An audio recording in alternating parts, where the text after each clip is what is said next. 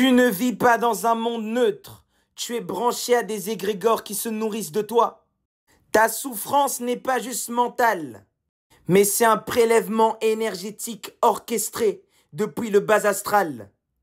Le monde que tu crois réel est une entité. Il a sa propre volonté et il se nourrit de toi. Ce que tu appelles société, réalité, quotidien, est un champ énergétique intelligent soutenu par des pensées collectives, des croyances et des émotions.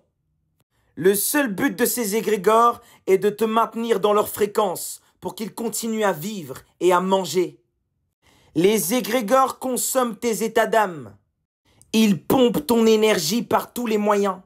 La peur, la colère, la culpabilité, la joie excessive. Et toutes les fois où tu vibres bas, tu alimentes ces égrégores. Ils te récompensent quand tu te soumets. Et ils te punissent quand tu t'éveilles. Tu l'as déjà probablement vécu sans pouvoir l'expliquer. Dès que tu veux avoir un changement radical dans ta vie pour vivre de manière harmonieuse, tu vas voir les problèmes commencer. Tu veux vibrer la paix, tout va commencer à s'agiter. Dès que tu veux t'élever, commencer à penser par toi-même, sans passer par des religions ou autres doctrines, les événements commencent à te frapper plus fort. Et ce n'est pas du hasard. Ces entités auxquelles tu t'es connecté, consciemment ou inconsciemment, te remettent à ta place. Les égrégores t'envoient un signal de rejet pour te faire redescendre dans leur vibration familière. Et dès que tu cèdes émotionnellement, tu reviens exactement dans la version de réalité qu'elle contrôle. Le faux monde ne veut pas que tu penses par toi-même, il veut que tu réagisses. Car quand tu réagis, tu es prévisible. Et quand tu es prévisible, tu es manipulable.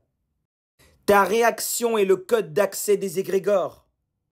Dès que émotionnellement tu es instable, tu deviens un festin pour les anges déchus. On t'absorbe, on t'enferme, on te fait tourner dans la boucle, encore et encore, infiniment. On te fait tourner dans la boucle jusqu'à l'épuisement, jusqu'à la mort.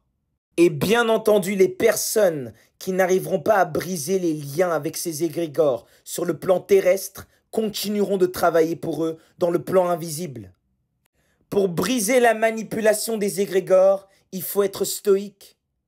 C'est par la non-réaction, c'est par l'analyse de l'émotion, l'analyse des sentiments. Si tu veux affaiblir l'égrégore, arrête de jouer à son jeu. Il t'envoie la peur, tu renvoies la confiance en toi. Il t'envoie de la pression, tu émets de la sérénité, tu vibres la paix. Il t'envoie une sensation d'échec, tu vibres la victoire. Le cheat code, c'est que tu devras tenir une fréquence au-dessus de la réalité visible. Au début, il va frapper, tu devras résister, jusqu'au moment où il va lâcher. Car il n'aura plus aucun intérêt à rester, tu ne lui donneras plus d'énergie. Arrêtez de croire que vous vivez dans un monde physique et qu'il n'y a pas des lois au-dessus, qu'il n'y a pas des mondes au-dessus. Il faut vivre dans le monde sans être de ce monde. Car tu te dois de vivre selon tes propres lois, les lois de ton âme. En devenant maître de toi, tu deviens maître de l'univers.